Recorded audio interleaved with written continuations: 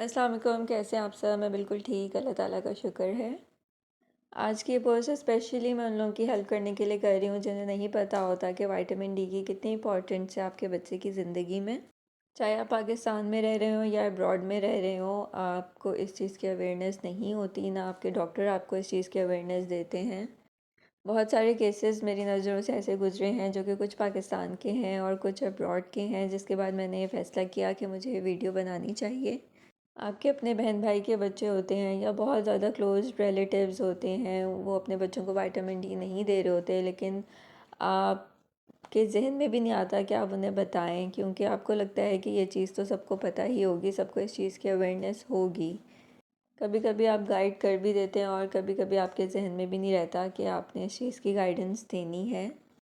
बहुत सारे ऐसे बच्चे होते हैं जो 1.5 या 2 इयर्स के हो जाते हैं, लेकिन वो वॉक स्टार्ट नहीं करते और वो अपने माइलस्टोन्स भी टाइम पे अचीव नहीं कर पाते, सिर्फ़ और सिर्फ विटामिन डी ना देने की वजह से। मैं पेरेंट्स को बिल्कुल भी ब्लेम नहीं करूँगी, क्योंकि अगर पेरेंट्स को पता चल जाए ना कि हमारे बच्चे में इस चीज़ की कमी हो सकती है सिर्फ ये ड्रॉप्स ना देने की वजह से, तो कोई भी पेरेंट ऐसा नहीं होगा जो अपने चाइल्ड को इस नेमत से महरूम रखे। अक्सर मैंने ख़वातीन को देखा है, वो कहती हैं कि हमारा बच्चा चल नहीं पा रहा, तो उन्हें आइडिया भी नहीं होता कि वो क्यों नहीं चल पा रहा, ना ही उनके डॉक्टर ने कभी उन्हें गाइड किया होता है। तो मैंने सोचा एक अवेयरनेस पोस्ट बनाई जाए जिससे आप सबकी हेल्प हो जाए। तो मैं बताती चलूँ कि विटामिन डी आपके बोन्स के लिए बहुत ज़्यादा ज़रूरी है।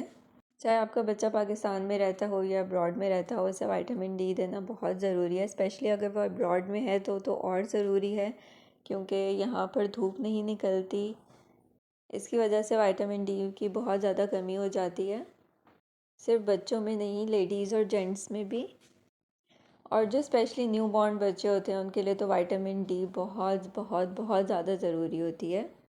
तो अगर आपको नहीं पता कि आपने अपने बेबी को कब से विटामिन डी देना है, तो यहाँ मैं बताती चलूँ कि जब वो पैदा हुआ है आपने उसके फ़र्स्ट डे से ही उसको विटामिन डी देना है।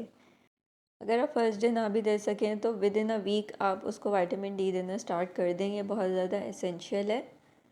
कुछ डॉक्टर्स ऐसे होते हैं जो अपने पेशेंट को गाइड कर देते हैं विटामिन डी के बारे में, लेकिन मोस्टली ऐसे भी होते हैं जो गाइड नहीं करते।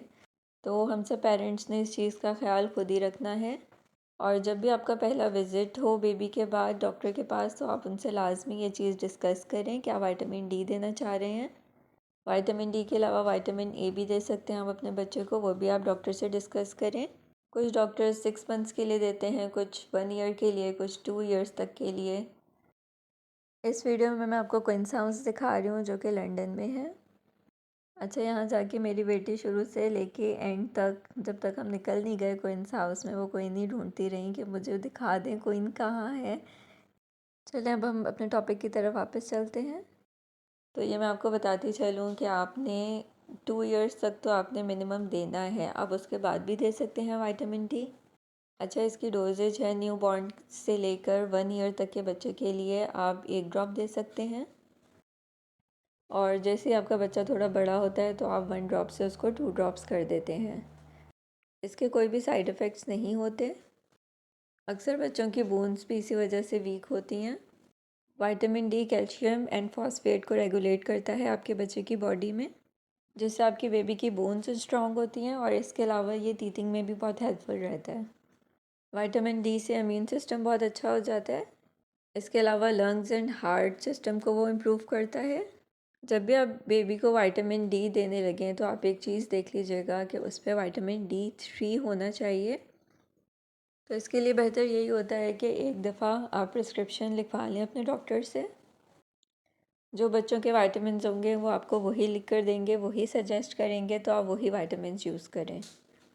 और दूसरी चीज़ ये कि आपने अपने बच्चे में इस चीज़ के सिम्टम्स आने का वेट बिल्कुल भी नहीं करना, क्योंकि इसके सिम्टम्स एकदम से शो नहीं होते, वो आहिस्ता आहिस्ता डेवलप होते हैं आपके बेबी के अंदर।